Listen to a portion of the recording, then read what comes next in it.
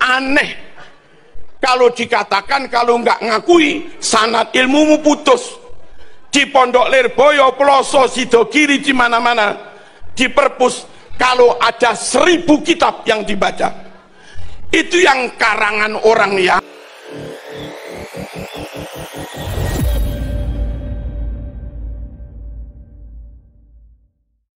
aneh kalau dikatakan kalau nggak ngakui sanad ilmumu putus. Di Pondok Lirboyo, Ploso, Sidogiri, di mana-mana, di perpus, kalau ada 1000 kitab yang dibaca, itu yang karangan orang Yaman, nggak ada 1%, mas.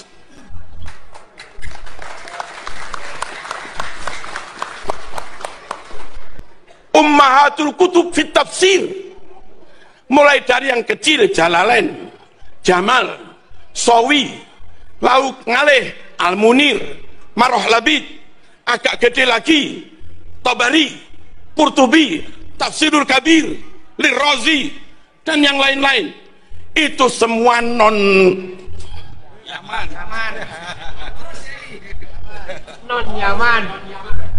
Kutubul hadis, Bukhari, Muslim, Imam Ahmad, Turmudi, Abu Dawud, Ibnu Majah, Hakim, Ibnu Hibban, Ibnu Majah, Ibnu Abi Dunya, Ad-Dailami. Itu orang mana itu? Bukan Yaman. Non Balawi. Non Balawi.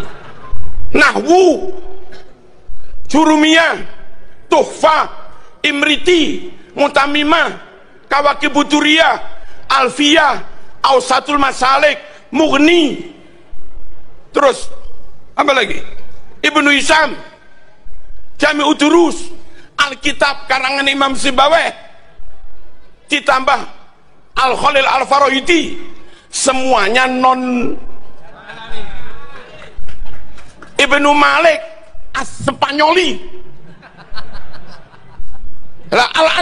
Al-Andalusi, berarti tafsir Qurtubi, Cordoba, As-Spanyoli, mas. Ngaji teko ulama Spanyol ini sah, mas.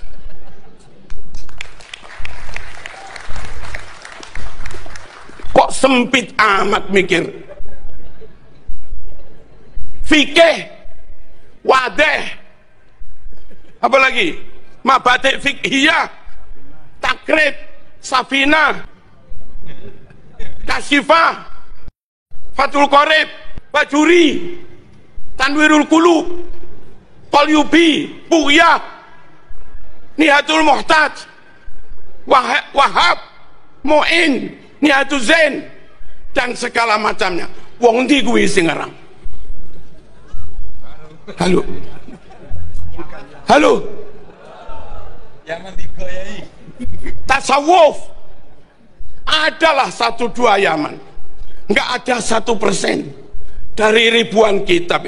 Masuk akalkah gara-gara nggak ngakuin nasabnya yang 1% ini, lalu yang 99% jadi batal semua? Abu Darem aja.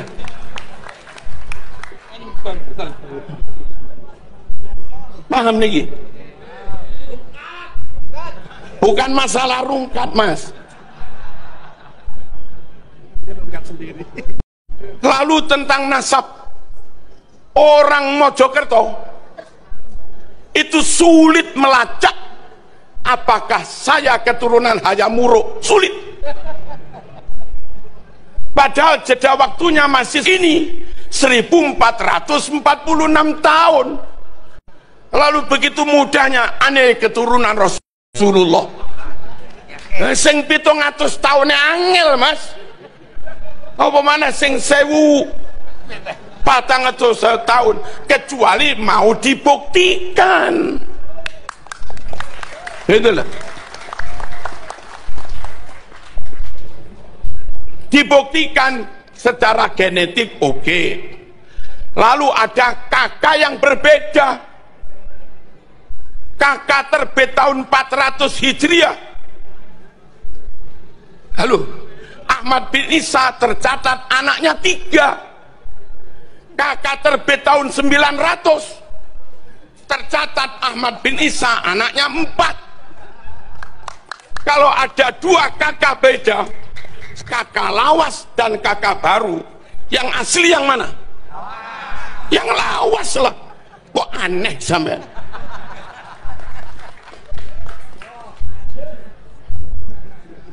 Dua kakak beda, yang asli yang lawas. Punya naskah Bukhari Muslim, naskah dari Mbah Yud saya, hadis itu nggak ada. Lalu ada terbit naskah Bukhari baru, tahu-tahu ada tambahan hadis itu. Yang benar yang mana? Yang lawas. Quran kita dari dulu nggak ada surat Al-Pasrpani.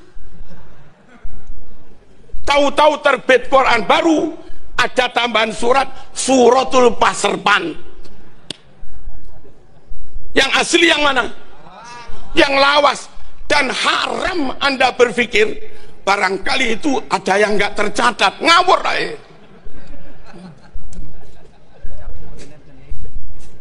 Kenapa? Sekarang itu mungkin nggak tercatat. Ada kemungkinan apa?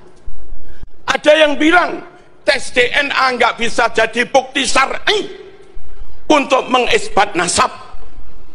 Saya jawab, kalau ada bukti tes DNA saja, you tetap nggak percaya, apalagi tanpa bukti.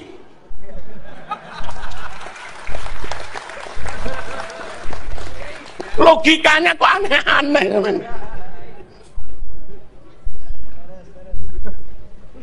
Basul Masail NU di Solo memutuskan hasil tes DNA memang tidak bisa untuk membuktikan, mengisbatkan nasab seseorang, tapi bisa untuk membatalkan nasab.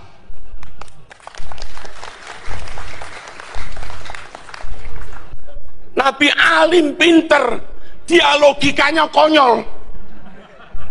Weh. Nabi sabar jembar dodone, dek ngamuan, takbir prak, terus ngaku keturunan Nabi, dites tak boron, dilacak nasabnya urut satu persatu per generasi tak boron.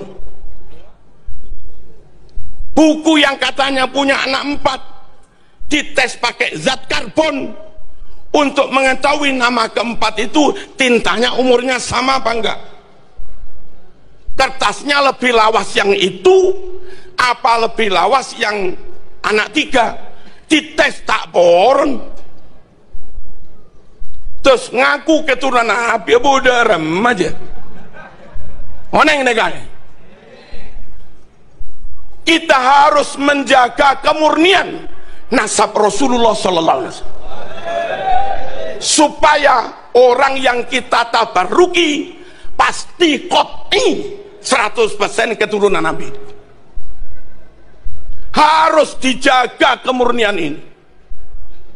Khawatir kalau nggak dijaga, sembarang orang gampang ngaku keturunan, kadung ditabaruki pol-polan, kadung Gus Adi paringi mobil ben barokah, lah tiba keturunannya semprol ya apa.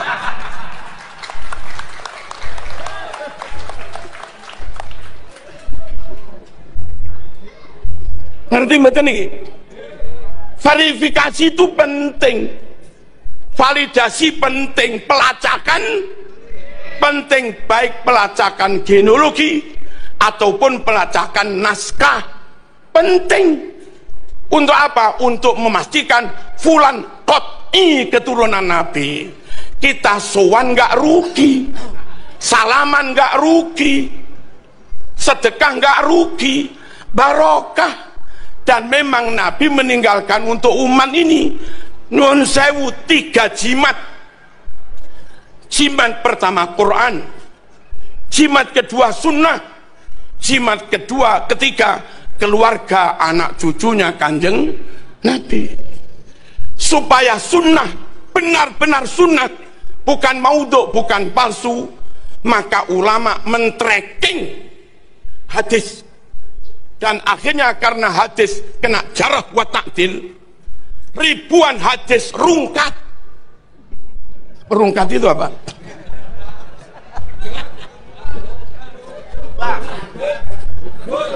Dari 100.000 hadis lebih yang akhirnya dinyatakan sahih oleh Bukhari hanya sekitar 4.000-an.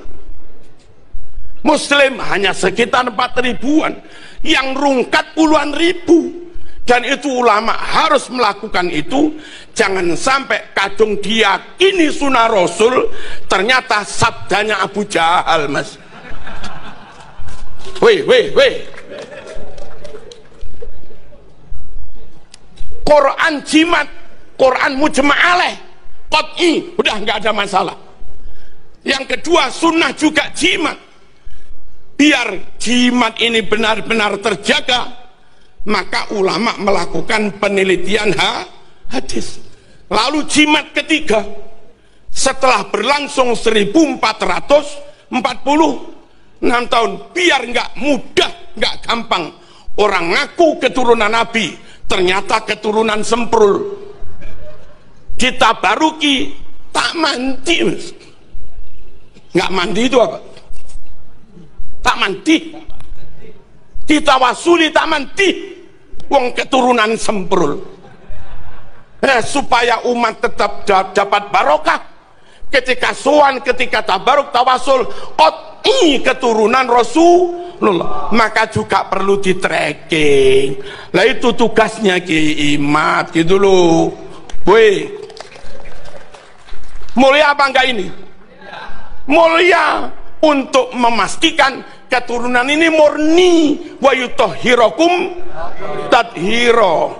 Nah terus, maaf, panjenengan yang selama ini enggak dianggap keturunan Nabi, tak usah khawatir, Bun. Siapa tahu penelitian Kiai Imat dan kawan-kawan sampean terbukti keturunan Nabi, maka kami enggak ragu hormat neng sampean, enggak ragu mahabbah neng sampean. Ojo kesusu musuhi Kiai Imat. Penelitian ini untuk kamu juga gitu loh. Timbang diragukan terus, timbang maskok fih terus, timbang mukhtalaf fih terus, timbang iltibas terus, ndang dijelas nih mas. Paham enggak? Kalaupun diteliti ternyata bukan, sampean kudu lilo demi menjaga kemurnian anak cucu Nabi, zuriyah Nabi, daripada saya dicantol-cantolkan di situ. Keturunan itu jadi nggak murni, mending saya dikeluarkan dari situ nggak apa-apa demi menjaga kemurnian keturunan Nabi. Daripada saya nyantol di situ, zuriyah jadi nggak murni, mending saya dikeluarkan tapi zuriyah menjadi murni. Nah yang mau begini berarti ikhlas, kepengin wa yutahhirakum tadhira. Kalau begini nggak mau, berarti Anda hanya mikir kepentinganmu sendiri, biar tetap disuani umat, biar tetap dimahabbai umat, biar tetap disungkemi umat, biar tetap diparing-paringi. Berarti sampean nggak mikir untuk kepentingan Islam, mikir kanggo awake dhewe. Yo ngaku oleh ngono mas, bendang beres.